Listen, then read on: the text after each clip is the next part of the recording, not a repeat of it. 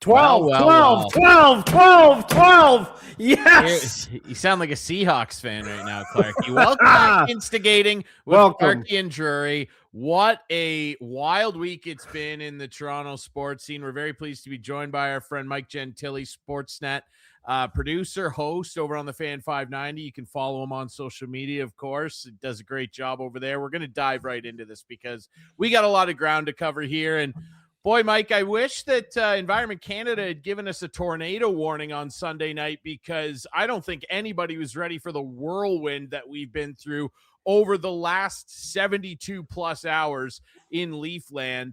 Let's just start with obviously Sunday night's news and then Monday's confirmation and introductory press conference where Keith Pelly introduced Matt Sundin and John Chayka as the new front office that will lead the Toronto Maple Leafs forward.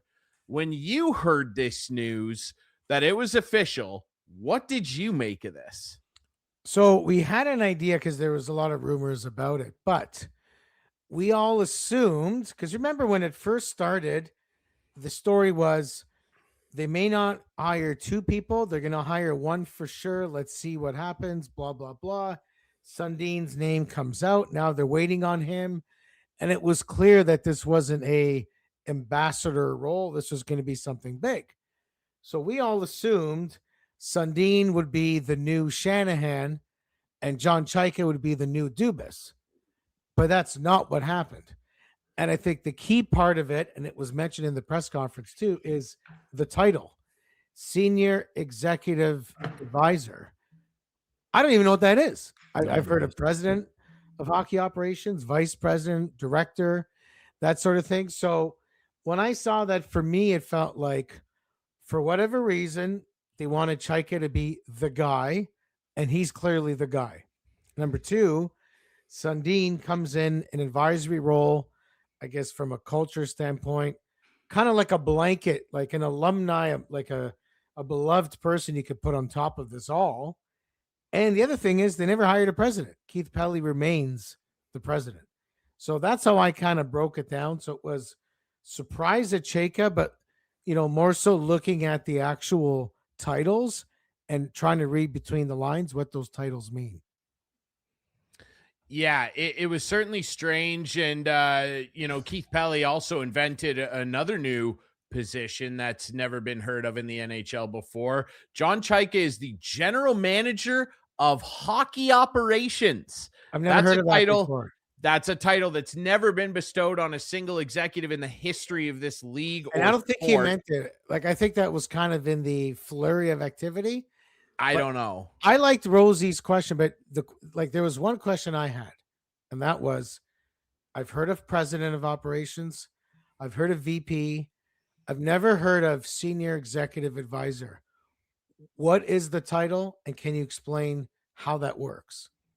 Because if you remember, there's one little slippage here. When they were discussing the title, remember, it was like, well, we didn't even know what the title was. Matt didn't see it till at the very end, right, when he looked at his contract. But they also said, like, they're spending a lot of time building the structure and the culture. Like, it was an exhaustive search. So they spent, like, they're meticulous with their stuff. So it didn't add up to me to build it a certain way. And then we kind of threw in this title. So I think at the end of the day, listen, all that matters is, are they better off or not? Are they going to win or not? Blah, blah, blah.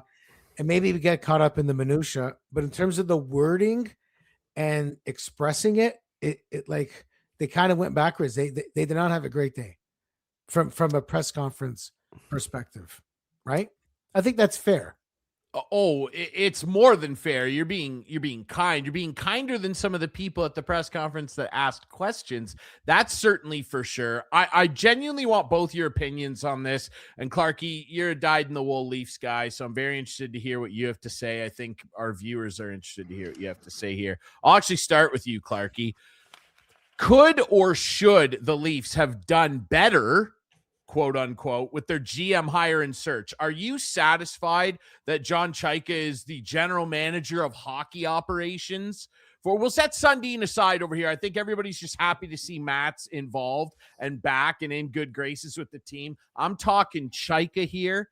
Are you satisfied that this guy, who is very controversial, is going to run your hockey team? Well, I guess time will tell, right? Like, that's the bottom line. Time will tell. Yeah. They've hired some big name general managers before, and none of them have worked out. So time will tell.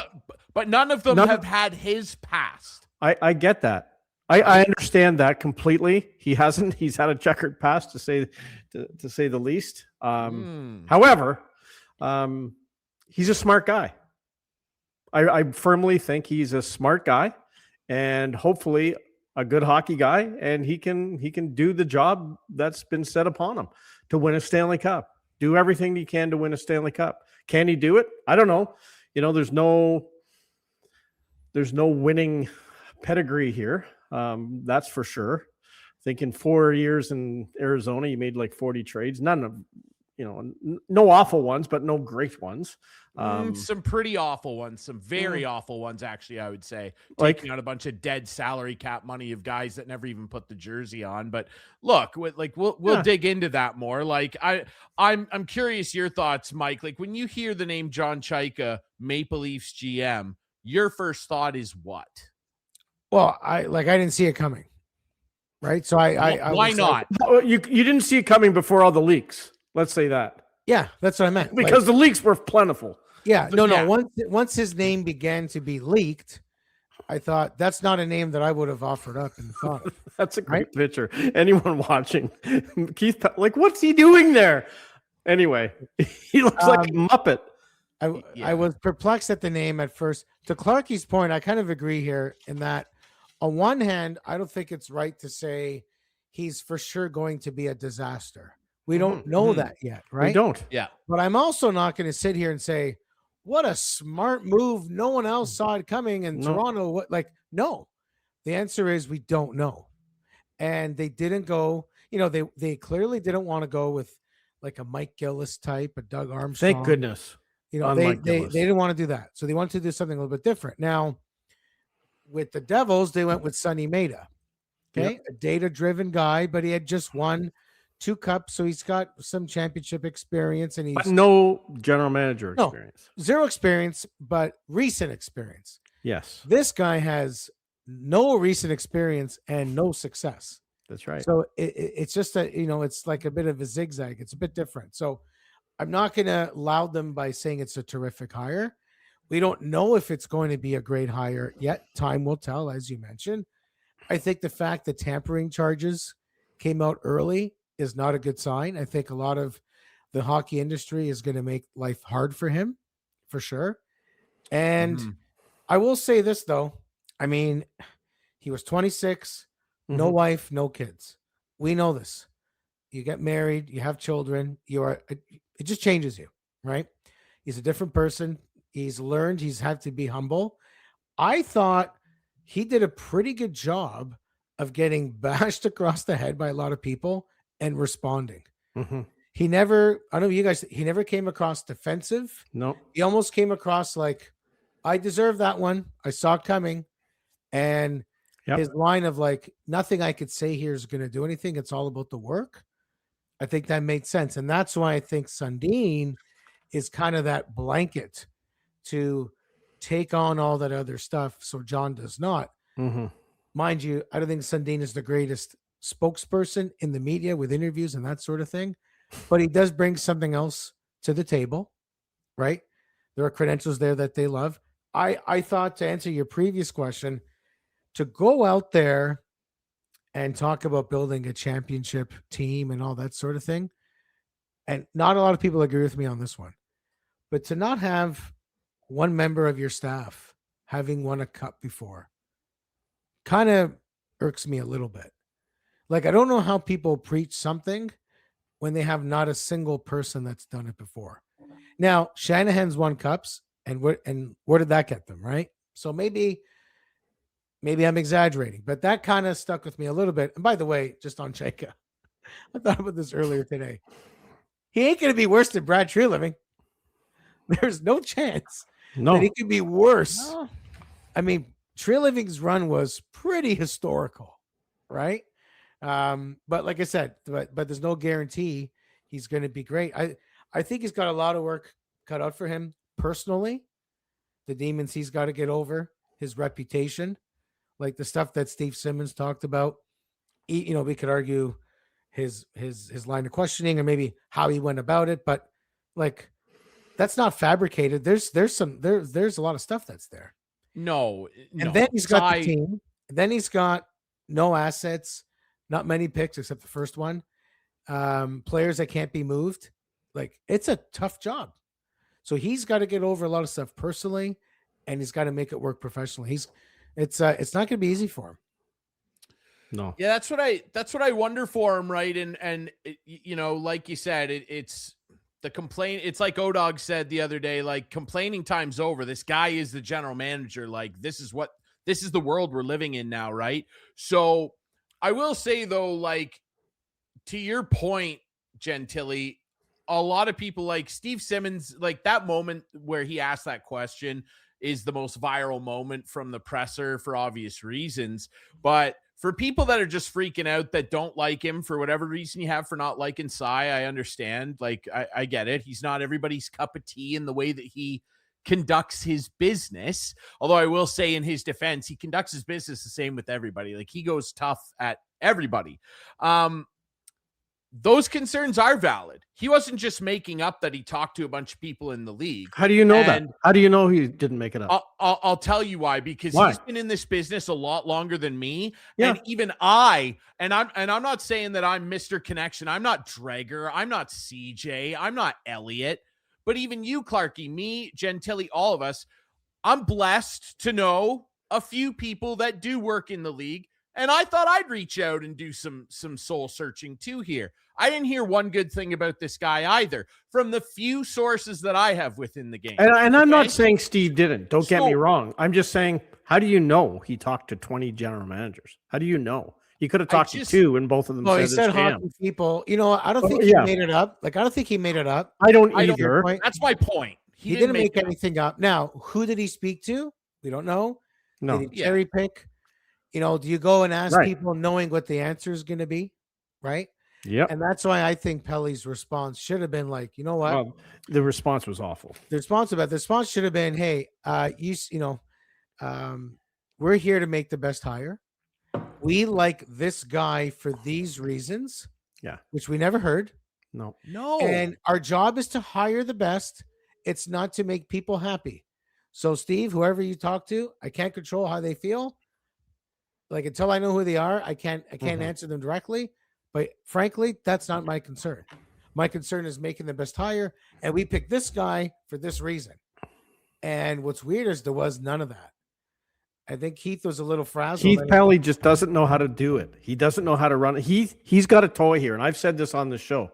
And I said on this show, he's going to be the president of this team because that's what he wants.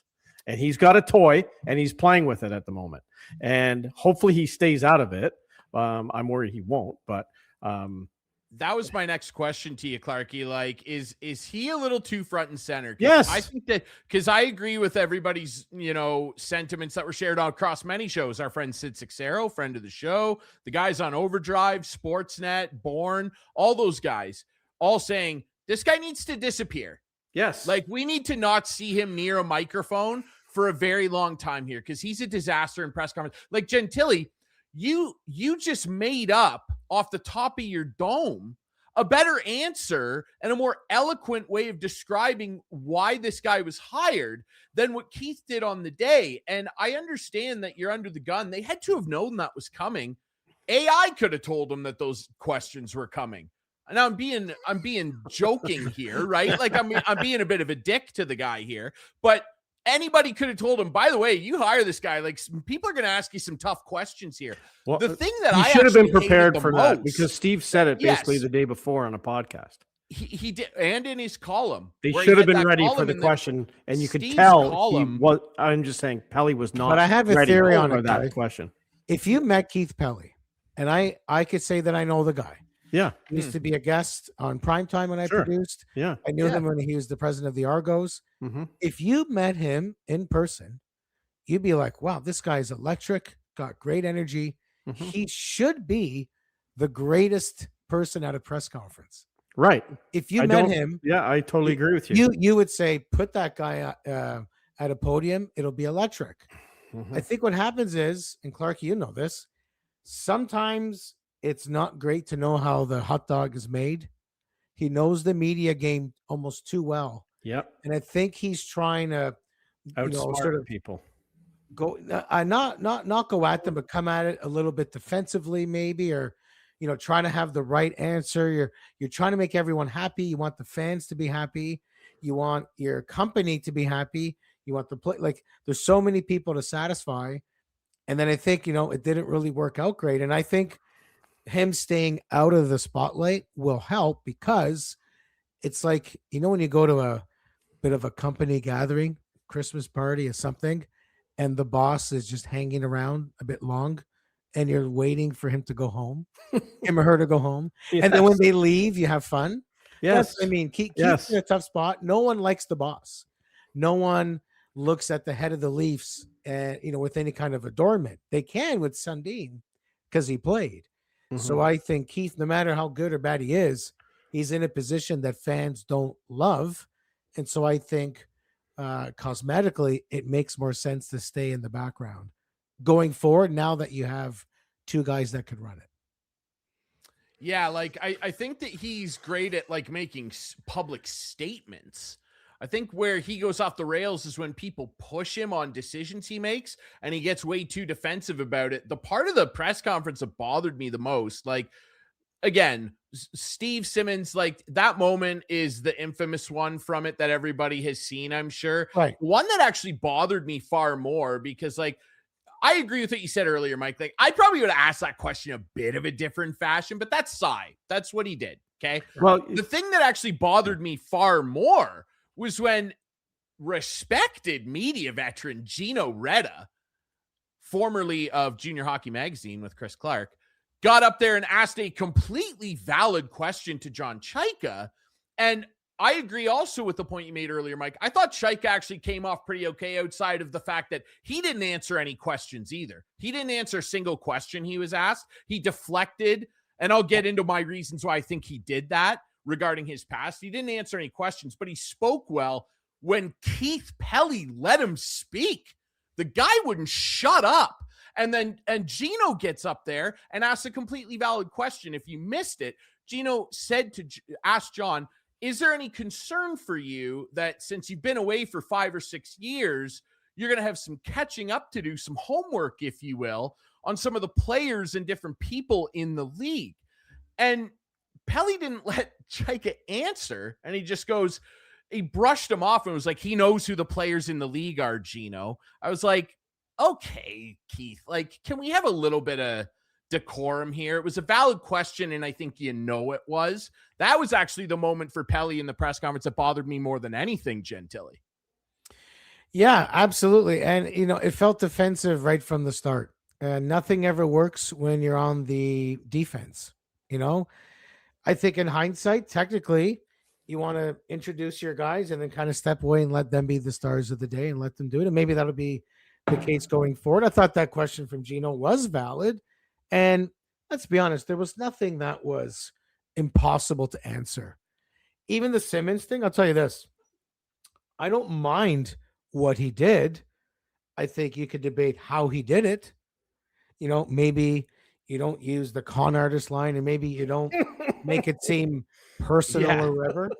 But you know what? If Steve Simmons, when he's not around anymore, and there's no other person like that, I'm sorry, you need like a ball breaker person to at least stir the pot a little bit, put these guys on edge. There hasn't been many, has there? So I like what Looking Steve back at does. Toronto media. There hasn't been many of those guys. Like, I think, I was talking to someone at work, like Chayka's there, his wife's there, the 3 kids are there. Mhm. It was a bit awkward to do it. So I think you could still ask that question in a different type of way, but still convey the message. And people are getting caught up in the viral part. But the true question is, the one thing about Chayka, no one's sitting here like, I don't know about his draft record. No one's sitting here talking about his trade deadline moves. And like, the only thing people are talking about is what seems to be a shady past. The Getting draft suspended combine. by the league. Yes. And can you trust this guy? Totally legitimate. That's the only thing Yes. people care about. And They- that's what they are. Steve was talking about. He did it in a way that he made himself too much of the story. I get it. Whether that was intentional or not, I'm not sure it was, because if you know Steve, you just don't care. He doesn't does that all care, the but- time, though. That's his thing. Right. He's abrasive. I would say, and some would disagree, probably, he's fair in his abrasiveness. Because, like See, I said the a couple answer minutes ago, made it- he does it everywhere. Like, The answer made the question worse. Like if the Yes, answer was like, did. wow, It did. Steve, I thought something was coming from you today and you nailed it, my friend. Oh my goodness. All right, Steve, this little survey you did, here's the truth. I don't know who you talked to. You know, like you could have had fun with it. For I sure. think the answer ended up, because it was so defensive, it made the question worse as time went on. But once again, we're talking about like a presser, and you don't win games at a press conference. Like No, it's good and- fodder No, for us, but you at the end of don't. the day, you got to go and like get the work done. Yeah. You also So don't if they do lose amazing games. moves, who cares, right? Yeah, yeah. exactly. Like you also don't lose games at a press conference either, right? And Chayka kind of said that, in he did a very good sit down with Elliott. If you haven't seen that, go watch it, where he was able to get a little more in depth in a far less hostile environment. He went on overdrive the other day. I know there was a huge kerfuffle on the day because he didn't go on Bell's station. He went on Roger. Well, he did. He went on there and talked for quite a long time. Like he's not a day later, but he went on there and he answered the questions.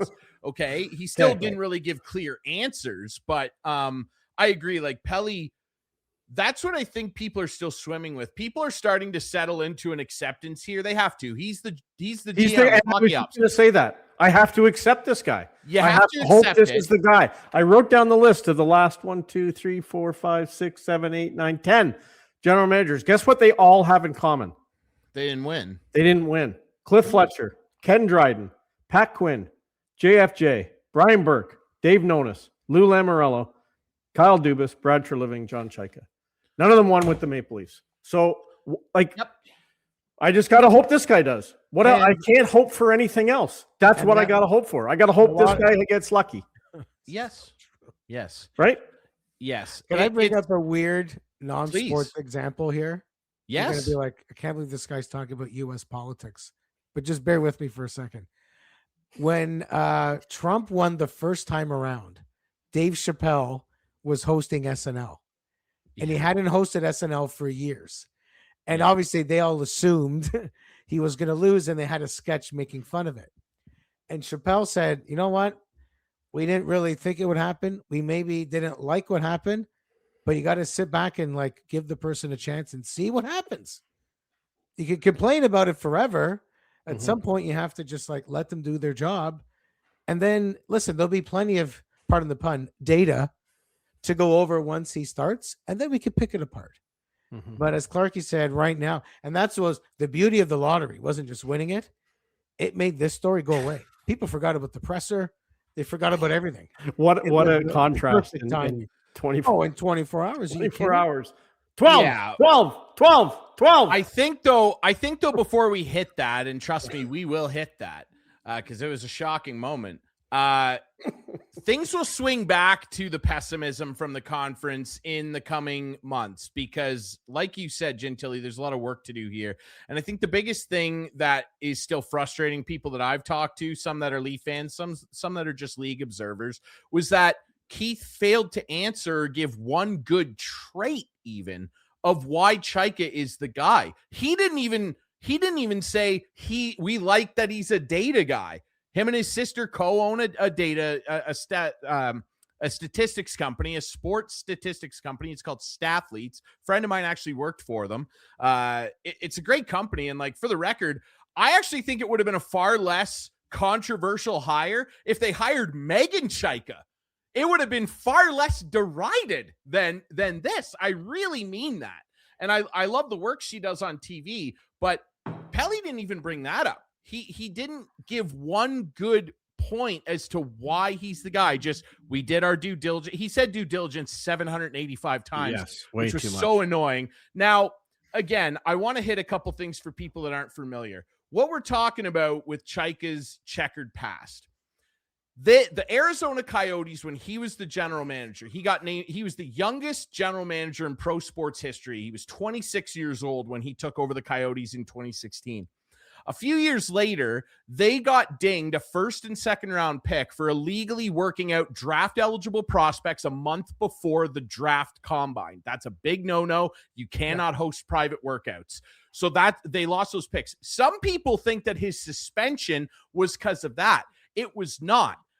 Gary Bettman suspended him and Chayka resigned in 2020. That was the end of his tenure because Bettman suspended him for a year for conduct detrimental to the league because while he was still employed by the Coyotes, he was negotiating a backdoor deal for a position with the New Jersey Devils, which is a big time no-no. You cannot do that. So he got suspended. That's where the checkered past comes in. I'll say this in Chayka's defense, because I know a lot of people are making it his draft record, the trades. Listen, I'm willing to give this guy some grace on just the simple fact that he was running the Arizona Coyotes. Not exactly a banner franchise in terms of stability, resources. I don't know what kind of scouting staff he had available to him down there on a shoestring budget. I know that the ownership, all 50 of them, it seems, were terrible and unstable, pardon me. And I'm willing to bet that he kind of had to ride some waves that a lot of other general managers did not have to ride. So let's give him It was some the opposite grace of the there. league. The Exactly. absolute, like So- it was a so joke let's- franchise. Yeah. Yes, joke is with a capital J, brother. Right, every day. Hey, are they moving? Are they leaving? Yes. Every day. And you So got to go let's- and like conduct trades and sign a free agent to go play in like a crappy, like it was just We like, don't. Yeah. We don't know what the setup was there. I would also venture a guess. Our friend Steve Dangle and I talked about this the other day. I would venture a guess that a reason potentially, I don't know this obviously, a reason potentially that he was maybe deflecting from kind of talking about his past, specifically the suspension. I wouldn't be shocked if maybe Gary Bettman doesn't want him talking about it. And he's been told by the league, don't share the details of what exactly all went on there. Right. I'm not saying that's for sure, but it's maybe. So let's give him some For sure grace it's a there. maybe. That's possible. Gary Bettman, we know, has his thumb on everything. It's very possible that he reached out and said, let's keep a lid on this a little bit. Right. I'm very curious as to how this is going to go, though. And Clarkey, I want to ask you this. You know, I'm sure that everybody kind of saw little snippets from Jonas Siegel's story the other day, CJ's story. And, you know, he's been running a family business that owns a bunch of Wendy's. Like, this guy has business acumen. Like you said, Gentile, this guy's not dumb. Okay. Right. But, you know, Jonas was kind of asking in his article, you can see it there for our viewers, just like how did the Leafs land here? And if this guy's so smart, how come no one else in the league hired this guy? Valid question as well, Gentile.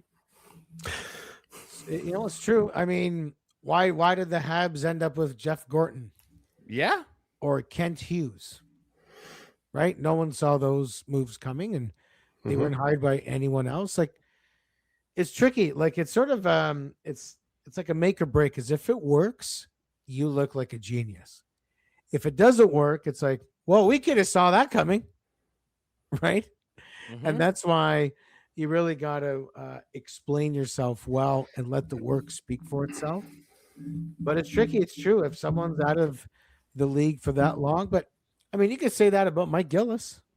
Like, he hasn't been employed since forever. Was it 2011, right after the Cup run, 2013, 14, whatever it was? Like, I think he's he been up was for let more go than in a decade. 13, 14. Yeah. Right. 12 years ago. Mind you, he didn't get suspended by the league. If you for put conduct. Mike Gillis and John Chayka on Jeopardy, it's not even close.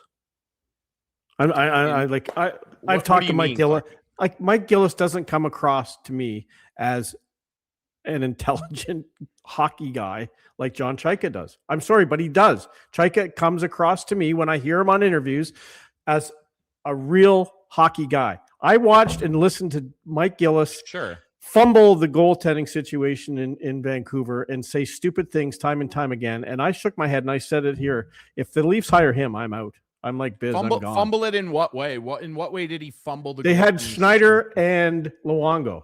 Yeah, and they went to a cup final. They went to a cup final with one of them, and then they turned the other one into Bo Horvat. How'd they fumble it? No, they didn't. Not right away. They didn't. But they had a chance right then and there.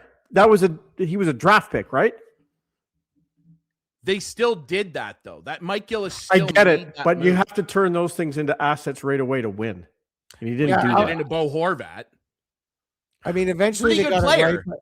I think the fumbling was more about how they initially handled it and allowed it to be a huge controversy. Yeah, it was a huge controversy. You're absolutely 100%. Right. That's the you got to manage your. Yeah, can you beat that out, please? Gentile says basically the same thing I do, and you can agree with him. Like, what the heck's going on here?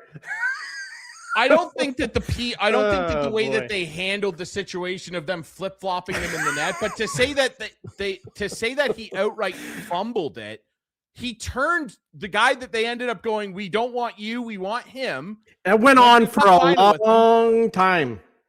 They got Bo Horvat. So it went on way too long. Fine. Way too long. They went to a cup final. Like, they didn't win. Yeah, like, I get it. I get it. They didn't win. You're right. So again, like, we could argue about that all day long. I'm just saying Mike Gillis doesn't have the checkered past that this guy does. I'm not disputing that. I'm not disputing that. Yes, but that's the point, though. I'm very interested to see.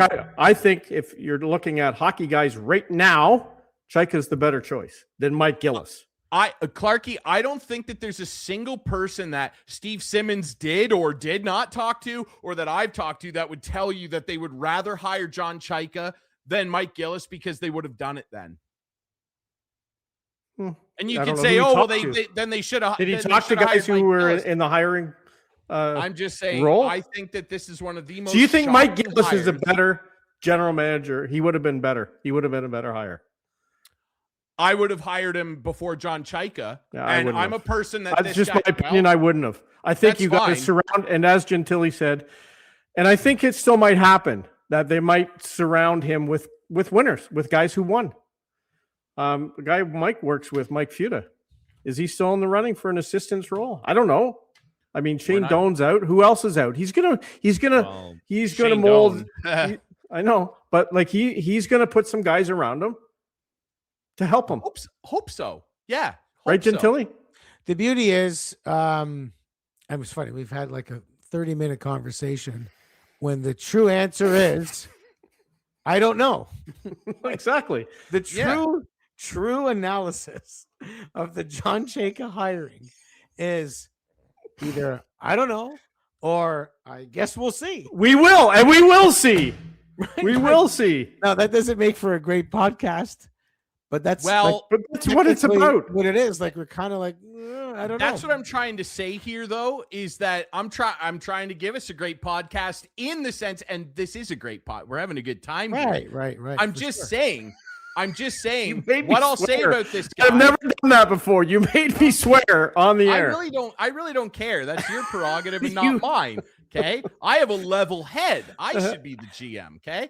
No, what I'm saying though is, if my opinion of it is, we have to give this guy his grace and give him a little bit of grace for Arizona because it's Arizona. That being said, I still don't love some of the things that have come up that I've heard from people in the league with this guy that have dealt with him before. I don't love it. And frankly, you're right, Gentile. He is, more than any other executive in this sport, swimming up the creek against a very hard current with one paddle. There's nobody in the boat helping him row. I don't even think Keith Pelly's in the boat helping him row. It's him. This is a do or die thing, and he's doing it with the biggest cookie the NHL has to offer in the Toronto Maple Leafs. Well, you know what we do know? Sorry, we do know one thing. He's motivated. He's been humbled. Yes. He's been humbled. He's got a chip on his shoulder. And he's got a little bit of I need to prove something. I got to prove could be a real good wrong. thing. Which could be a really good thing. I go back to You're Canada, right. US in the Olympics. I'm like, I like Canada's experience. I like their goaltending. I like their scoring. I like everything better from Canada than the US, except there's one thing that they don't have: an edge, loss, right? Wanting to prove people wrong. Like they had that about them. And if you're the Canadians, you couldn't bring that to the table because you've won it. Whereas the Americans, like, don't underestimate people when they have their backs against the wall and everyone calls them a loser or an idiot or whatever. Some people, not all, some will buckle. But it's almost like, you guys ever hear this in any sports game? Well, I don't know. That team's going to be under a lot of pressure, or that person's going to feel, be under a lot of pressure. As if pressure is bad. Pressure is a good thing. Some people thrive in pressure, right? So it's very hard to put someone in a corner like that because you just never know how they're going to react. Like I said, some people are going to buckle, but when someone's motivated like that, the best of themselves come out. So he honestly could only go upward. What's the worst case scenario? It goes back to Wendy's. Like he can only go up. Yeah. It's a tightrope. Yeah. It ain't going to be easy. But if you're him, you're like, you know what? I got nothing to lose here because I already lost it all. I lost it all and still ended up with probably one of the most glorious GM jobs in pro sports. So I'm just going to go for it. I guess the only thing I would say is if it does go sideways, like the skeptics and pessimists, then they're all proven right. Could, then they're proven right. But bigger than that, he will never work in this league again. So that's what's on the line a little bit for him. If you get the big cookie after all of that in your past and you screw up and you crumble the cookie, then people are really going to go see. That's why we didn't do it either. And I'll just close by saying I'm very interested to see how he does. I'm very glad that he's not running my team. Very happy. Right. Couldn't be happier, actually. So that's fine. We'll see. That's fine. We'll see. That's we'll fine. see how he does. We'll see. However, There's the word again. Those two words. We'll see. Fair. We'll see, brother. And do we know he hasn't been offered a job before? Do we know that? I'm just asking the question. Do we know that? We don't. Okay. Never heard his name. I highly doubt it. I get it. I get it. Insiders, I get it. Bring this guy up, right? Like, I know what you're saying, Clarkey. I know what you're saying. Anyway, let's move on. I'm just saying. I have to have hope. You have, yes, of course. And I have to have hope, right? Of course you do. I hoped for number 12. And I like Matt's. Yeah, well, one thing we don't need to see is the results of the draft lottery anymore because our friend Alex DeLuca, who has become an internet sensation, this cat was running the ball machine. And this guy is a celebrity. The NHL needs to get this guy on a podcast immediately. Gentile, sorry, I interrupt. Gentile, you good for time here? Yeah, I got a few more. Sure. Okay. Yeah. So he runs the lottery, and of course, you all know what happens. The Leafs, that lucky number 12, it pops up. How about that? And does he have like the tag on his jacket?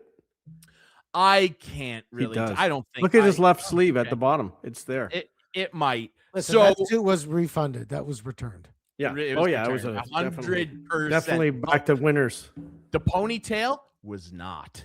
So tight pony. The Leafs win the lottery, and here's smiling Sundin. He's so happy. Yes. I love that Mats is there. It's great stuff.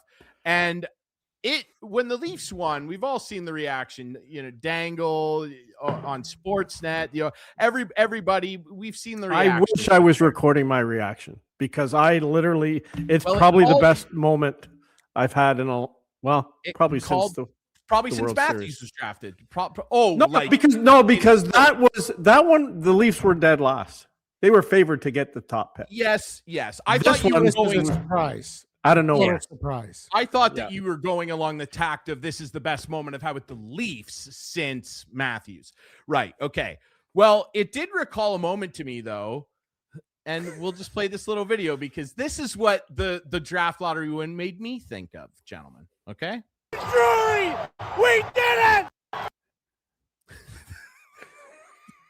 One more time. It's skipping. We did it, Drury! We did it! Clarkey. That was a game 7 between Seattle and the Jays. The George Springer home run. It was. That's your "we did it" Naylor moment. It was. So I thought I watched it at Kate's parents' place. I was playing it for everybody. I'm like, look at this. Like, it's awesome, man. I was happy for you. Gentile, before we let you go, I need to ask you, though, like, you see that number 12 ball come up and you think what? Like, what does getting this pick do for the Leafs? My first one is, you got to be kidding me. This happened. The odds were so much against it that when people say, oh, it's rigged, you almost have to say, well, it sure felt like it. Even though it's not, that's how exaggerated the chances of them even retaining their pick would have been a miracle. To get third overall would have been like, wow, second overall, amazing. To win it is unbelievable. But I think, so it totally is the perfect timing. It helps them get started. I think there's two things I'd put money on, my life on, that are at like a 99.9, in my opinion. Number one, there is no chance they're trading this pick. You don't think so? I was going to ask you, do they take McKinnon? Do they move? No, zero chance. Zero. You don't go and hold on for dear life and win a lottery and then give it back. Even if there's assets, blah, no. So one is there's no, and it's the new regime. They want Mats and Chayka to be up there with the jersey. Like, they're making the pick. Number one. Number two, follow what we talked about in the press conference. These guys, whether you like it or not, they read the press clippings, social media. They're very into what's being said. The idea of letting McKenna go and like win a cup in San Jose or go somewhere else and be amazing because they wanted to go with a defenseman, it's too risky. They're taking McKenna, and that's it. To me, it is a zero debate issue. They're picking first, and they're picking McKenna. Now, can I make the argument that Wenberg, for example, would make more sense? Stenberg? Absolutely. Sorry, Stenberg. Sorry. Yeah, cut that Ivar one out. Stenberg. You have to cut that one. Can I make the argument that there's other players that could fit? Of course. But Chase they're not Reed, Faroff. Yeah. Yep. You're not doing it. You kidding me? You won the lottery when McKenna was available and you don't take him? You know, a team that, I mean, look what happened when they lost a very skilled offensive player off that roster, what it did to them. So I kind of laugh, like no one wanted to admit how much the Marner loss gutted the team, but then everyone's quick to be like, wow, this pick's going to bring us back.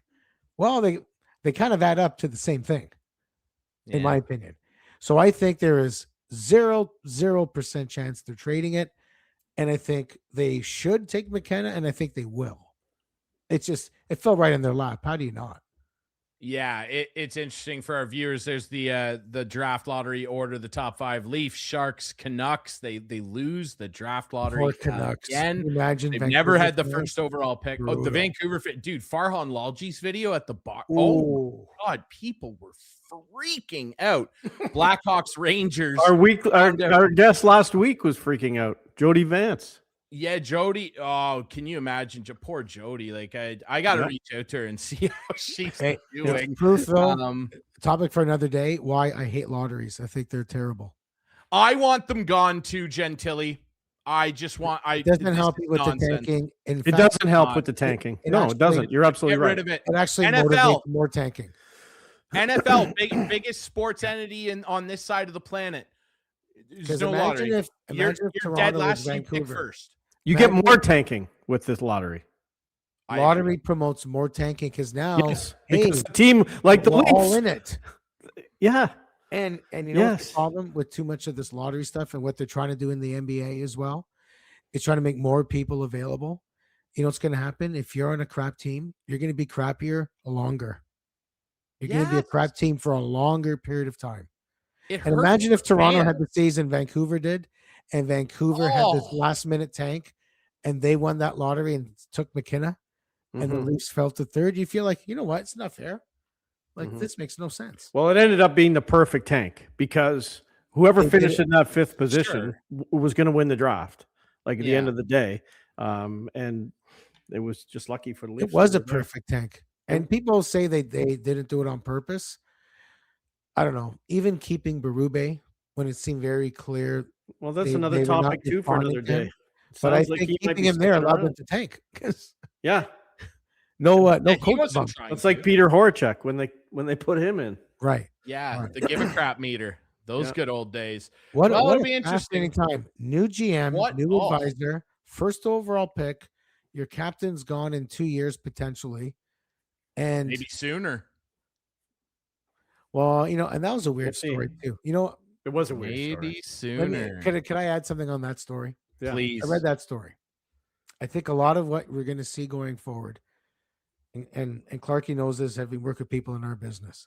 Whoever writes or prints something has more in the tank. There's always a little bit in the reserve, right? Mhm. Oh yeah. I think the Athletic felt a little bit embarrassed, challenged, called liars during that presser, the AI stuff, the Domi stuff, right? Mhm. I think it motivated them to stick their finger back. And out of nowhere, the very next morning is a story that makes Matthews sound like he's a free agent. Yeah. Last I checked, he's under contract. He's the I captain. understand. He makes all that money. So this whole he may not return in the fall. Yeah, like where's he going to go? If you're going to say he wants to demand a trade, I get it. Right, Then but say he it. didn't say that. So Didn't say that. I'm not denying the story. I'm not denying the source. What I'm saying is, in this whole media schmalzo that we've uncovered, you're going to see some of that stuff happening. People at the Athletic have a lot of sources inside that building, Oh, and yeah. they got Clearly. called out in the press conference, Yeah. for being erroneous, for lying. Which Keith for shouldn't have done because he was wrong and he was lying. Very But that's- clear Keith was lying. But this is the So- danger. You got to play the media game a little bit. And he so didn't. For me, He's not personally, playing it well. I could be wrong, but I thought that article the next day was a punchback. I kind of felt the same way, man. It's interesting. Yeah. We'll dig into it. Good point, Gentile. Right? You always have Great good point. points, buddy. No, you Yes, guys he are the does. best. Even the That's swearing. why we Oh, even the man. swearing. We're That's cutting why that we out. have There him was no on. swearing. That's why we have him on, Mike Gentile of Sportsnet, the What a fan chat. This is our 590. best one. Great friend of the show. Thanks for doing this. He brother. We instigated appreciate it. you.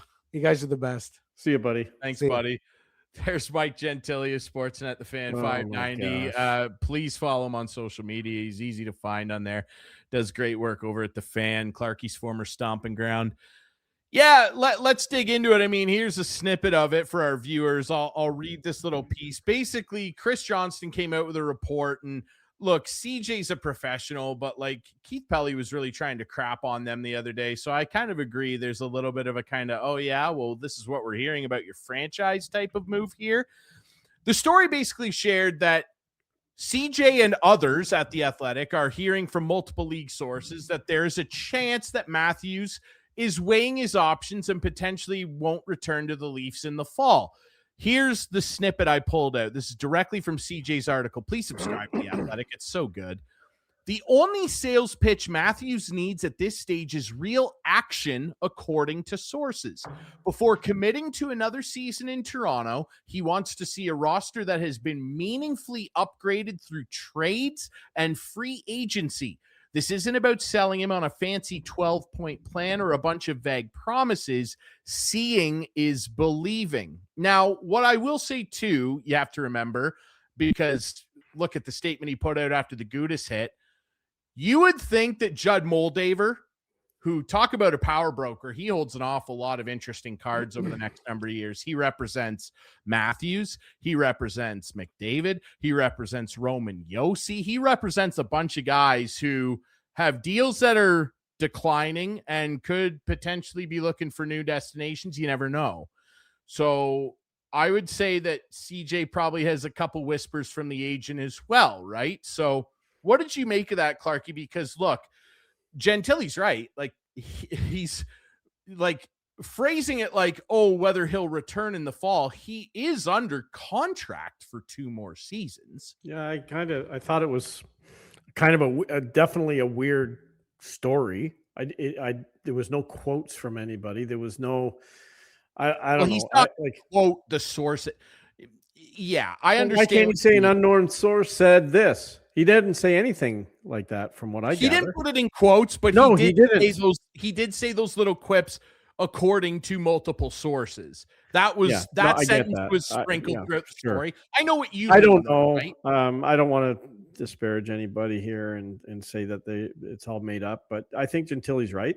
I think they felt a little heat and didn't like what happened, and they thought they're going to kick back. And again, like he's under contract. Potentially- Like I don't know. Then it- Like But then again, though, Matthews does hold a lot of power in that he has a full no move. So if he yeah, did no, want for to sure. trade it, he Yeah. would be the guy coming to the Leafs, not the other way around. 100%, 100%. And you know what?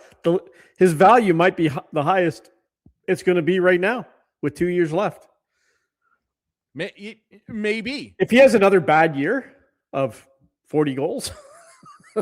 Well, he didn't have 40 goals, Well, though, did he? He had no. 26 or 7. Yeah, but hurt a lot of the year. But like I'm just saying, Wow. like Okay. Yeah, I know. that's what what I'm you mean. saying. What if he's hurt again next year? What if he only scores 20 goals next year? Well, we've talked ad nauseum on this show about my concerns about this guy's health. I want this guy to be healthy because we see what he does, course. right? Like Yeah. You want that of any star player. And McKinnon will come in and want play him to with play. him probably. He'll probably play with him. There's a good chance that kid goes back to college, man. I would not, if I'm the Leafs, I would not force feed this kid into the NHL. I would actually go as far as saying, and look, I'm not a scout, guys, but I see a lot of amateur scouts come through the building I work in. Okay. I was told by a number of scouts, some with NHL teams and some that are just with central scouting, that there are very few players in this draft that can play in the NHL next year. Very few. I get that. They didn't but put I a think- number on I've it. heard every expert say that he will be able to play in the league next year. And I'd imagine he will. If they want He's to, gonna give up. rush him in there, go ahead. You know what I mean? Like he's tiny, and that's not a prerequisite. That's not saying he can't play. Look at Cole Caulfield, okay? And he's bigger than Cole. I've been trying to just look saying- at Cole Caulfield. I haven't seen him in a while. Well, they've lost one game. Let's pause on that. All I'm saying is my good friend Brando was talking to me the other day. We were playing PGA 2K25. Brando, he loves the show, by the way. I know he does. I know we've and reached him out and to Dave- Brando. We've shouted him out before. Him and Dave love when you freak out. They're gonna love the swear. No, we're not putting the swear in. You're beeping that. You've beeped it already. No, we don't need you on YouTube. But what I'll say is, he asked me. He was like, "What if he leaves? Like, what if he leaves?" And I was like, "Look, man, people were really upset the way that things went down with Marner. If Matthews, and again, this is a complete hypothetical. Yeah, I don't even like talking about it. If he comes forward to this team and goes, I agree with what Sid Sixero said on his show after the draft lottery on Wednesday. Go watch Sid's show, the Sid Sixero show. He said, you cannot use this pick as collateral to try and acquire an asset to make Matthews happy because he does not deserve that. And I agree. That was Sid's words, not mine. But I agree. You can't dangle this number one pick and go, oh, let's trade it for Team X's, best defenseman or something. They have to get young assets and use this pick and draft Gavin McKenna. I agree with what Gentile said. Matthews can't come in there and go, well, you better by the way, the free agent pool, have a look at it. It's not very good outside Alex Tuck. So what are they going to do? Give Alex Tuck $12 million? Okay. Someone might. It doesn't make your blue line better. It doesn't make Morgan Riley faster. It doesn't make any of these slow old guys back there pass the puck better. Gavin McKenna, nice, very good. But if Matthews does come forward and go, I think I'm out, I got to say, he might be more hated than Vince Carter. Genuinely. Because hypothetical. Well, the notion, it is a hypothetical, but the notion to come forward and go, the second it gets hard here, after I whined and complained, allegedly, to be the captain, and then they gave it to me. I'm hurt. I'm in Germany. I've had a couple down seasons after a great 69 goal and 60 goal year. Like, what hasn't this franchise given him? I don't want to sign 8-year deals. You better give me 4 or 5. Okay, yeah, we'll do that, Austin. And then for him to come forward and go, actually, you know what? Check, please, which is his prerogative as a player. He could do that. But if he does, I'll be very disappointed in him. And honestly, I'll lose respect for him. I think my way to look at that is if he allows the Leafs to trade him and they get assets back before he walks in 2 years in free agency, well, that's he won't be hated. That's he won't a be hated hell as of a much. hypothetical. Can you imagine him walking? Well, that's what I'm saying. Like, we just had a guy walk who didn't want to play for the Leafs, who I have no time for, no respect for. I'm a fan of the Leafs, the Maple Leaf. I'm not a fan of the name on the back. I'm a fan of the crest on the front. And if a guy doesn't want to play here and walks away, even though he could have taken a trade as well, and the Leafs had from what we hear, an offer on the table and went to him, and he said no. Yeah. So if Matthews goes to them and says, you know what, guys, I'm out. Here's a list of 5-10 teams. Find something for me. Let's work something out. I'll respect him more than I respect Mitch Marner, to be honest with you. Way more. I guess so. But again, at the end of the day, the team gave Mitch the right to do that. I'm not disputing that. You're not. There's no dispute, but you're talking about the vitriol of a guy and all that stuff. That actually lends further to my point, though, Clarkey, in that he demanded this full no move clause and wouldn't commit to 8-year deals like basically every other superstar in the league. Mm-hmm. He's been here 10 years. I know he's been here 10 years, and that's also lending to my argument.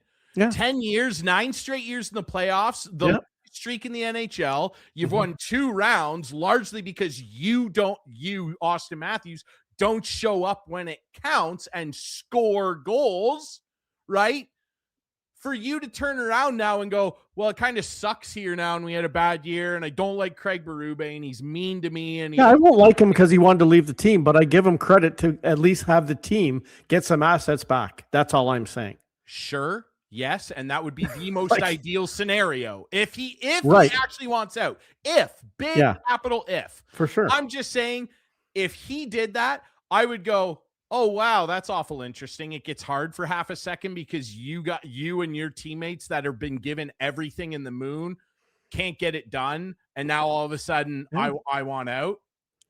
I don't know. That's the equivalent of a 5-year-old throwing toys all over the living room and not cleaning them up. Yeah, but this is total hypothetical that you're talking about here. It is.